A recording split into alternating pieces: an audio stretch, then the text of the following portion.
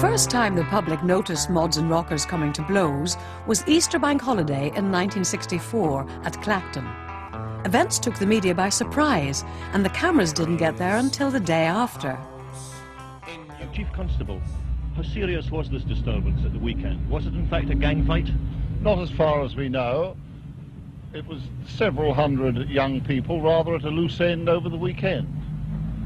And what happened, as far as the police are concerned? They came into the town and finding not much else to do, they committed several acts of wanton and purposeless damage, so that the police had to turn out in some strength to deal with them. Were you and your friends mods or rockers? Well, we're mods when we're dressed up, you know. You are Mods. What caused all this trouble yesterday? Boredom. On whose part? Well, on both. What happened? Well, there was lots of things, you know. They started, you know what rockers are like, don't you? Well, I don't know. You tell me. Well, you know, they're motorbikes. They started bashing into the scooters and knocking our motors. And what else happened? So it was their fault as well as ours. Where do you reckon the next battle of that kind is going to be? Well, it's hard to say, isn't it? Whitson it'll be, won't it? It'll be Whitson, will it? Be down Brighton, more or less. At Whitson and in August, the TV cameras and the police were ready. The battles were smaller than at Clacton, but got much wider coverage. People try to put us down, just because talking about my generation, things ain't cool at all. Talking about my generation, if I die before I get old. Talking about my generation, my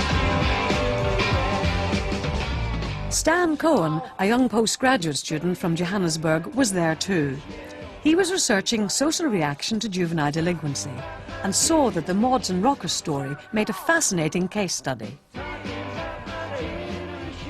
was always playing three roles. I would sometimes walk around during the day dressed in jeans and trying to listen and overhear conversations and talk to kids at youth clubs and talk to kids in the street. And then I would change out of my gear and put on a suit and tie and go and interview a magistrate and hear a completely different version. And then I'd go home or I'd go to stay up in a club all night and come up the next morning and buy the Mirror or the Express and see another reality. But to see those three different realities, the world that it looked like for the kids, the world that it looked like for middle-class magistrates sitting miles away who's never been to the beach, and the world that it was like for a Daily Express reporter, were different worlds. Not different worlds in the literal sense, but different worlds in the sense of different images of the same world. And that's what sociology is. You have to find some ways of reconciling, of finding the relationships between them. Cohen realized that media coverage was a crucial link between the different worlds he encountered. He saw for himself that the press exaggerated the scale of the disturbances and the amount of damage and violence. He wasn't the only one to come to that conclusion. Well, I think this is partly a case where the press has let us down nationally.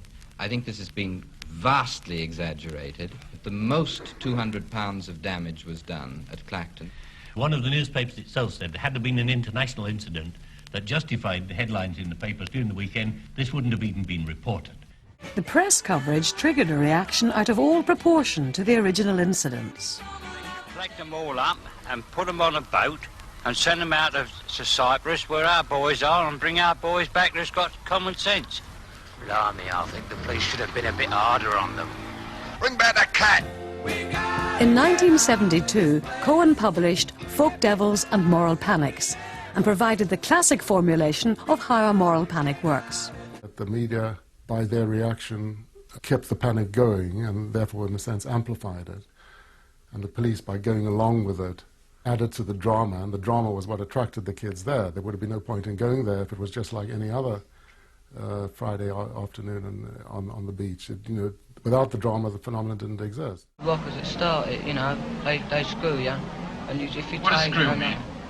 Look you up and down and think, this is a funny way of dressing, you think you're a puff or something like that. They think you're a poof? Well, that's the way they look at you, as if to say it, So you look at them back and they come over and start trouble. If you don't bother, they keep on at you, so you have to bother. By the way they're dressed, the makeup and that they have on them, and the eyeshadow, and all boots and that. Like, sometimes I fancy them myself.